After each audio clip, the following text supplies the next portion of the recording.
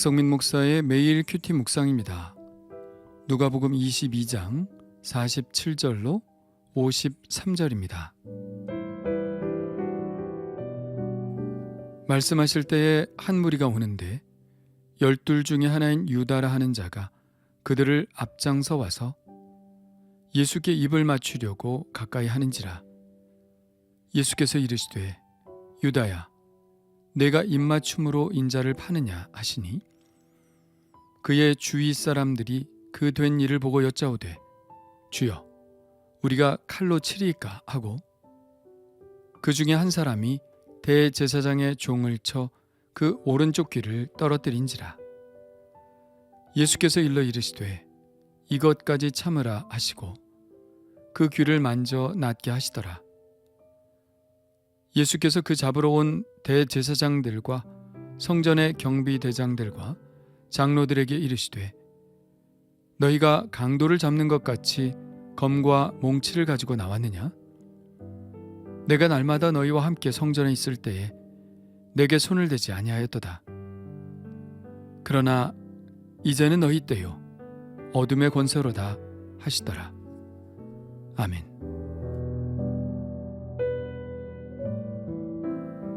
기도로 모든 준비를 마치신 예수님 앞에 한 무리가 나타납니다.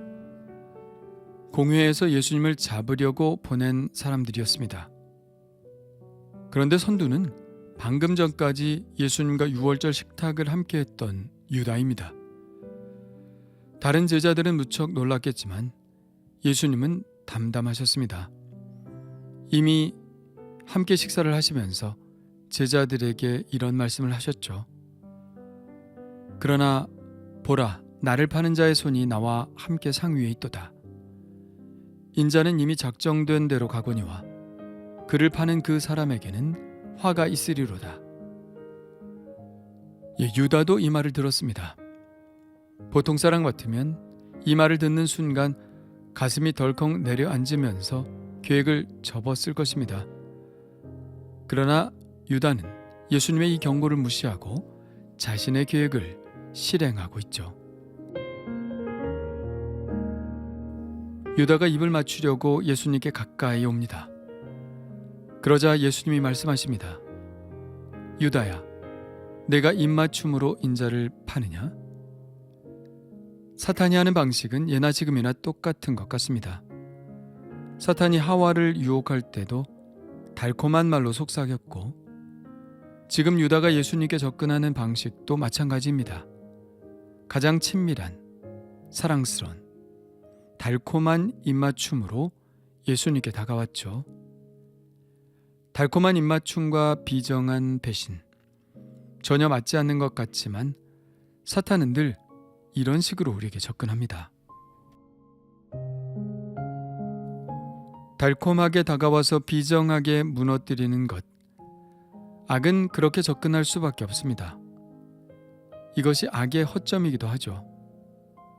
자기의 본 모습을 다 드러냈다가는 먼저 다 달아나 버릴 것이기 때문입니다. 악은 언제나 달콤하게 다가올 수밖에 없는 약점을 가지고 있습니다.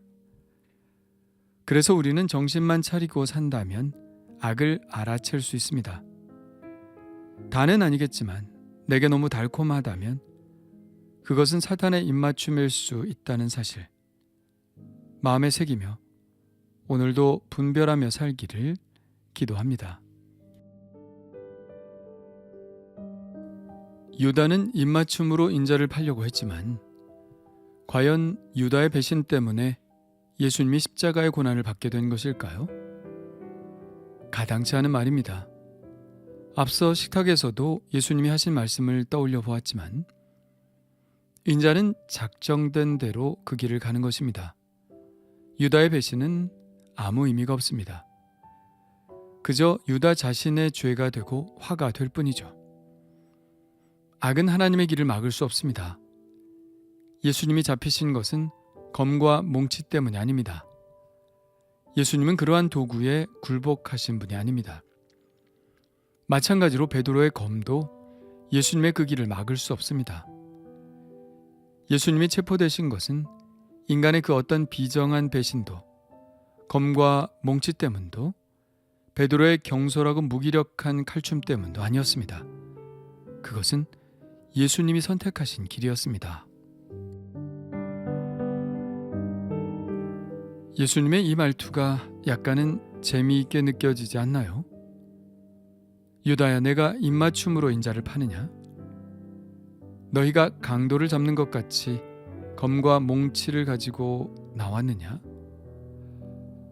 우습다는 뜻 아니겠습니까? 예수님은 누구에 의해서 억지로 그 길을 가신 것이 아닙니다. 하나님의 뜻이 아니면 참새 한 마리도 땅에 떨어지지 않는다는 주님의 평소의 말씀처럼 그 길은 주님이 주권으로 선택하신 길이죠. 그러나 이제는 너희 때요 어둠의 권세로다 하시더라. 예수님은 하나님의 뜻을 위하여 어둠의 권세에 자신을 잠시 내어주셨을 뿐입니다. 살아가다 보면 좋지 않은 상황들이 내 앞에 펼쳐질 때가 있습니다. 때로는 사람들이 나를 어렵게 할 때도 있고요. 더 나아가 어둠의 권세가 나를 짓누르는 것 같다는 느낌을 받을 때도 있습니다. 그러나 그 어떤 권세도 나를 함부로 할 수 없다는 것을 오늘 말씀을 통해 봅니다. 유다의 계획이 검과 몽치와 같은 폭력적인 도구들이 예수님을 강제할 수 없었듯이 그 어떤 권세도 주님의 뜻이 아니면 우리를 함부로 할 수 없다는 것을 느낍니다. 만일 주님이 잠깐 나를 고난 가운데 두셨다는 느낌이 든다 해도 그것조차 주님의 뜻 안에 있음을 알고 안심하며 감사하려 합니다. 주님이 나를 사랑하시는 한 그 어떤 위험에도 나에게 아무런 해가 되지 못할 것이기 때문입니다. 오직 주님은 당신의 뜻과 계획 안에서 나를 인도해 가실 것이기 때문입니다. 주님 감사합니다. 한때는 어리석게도 유다가 예수님을 팔아넘긴 줄 알았습니다.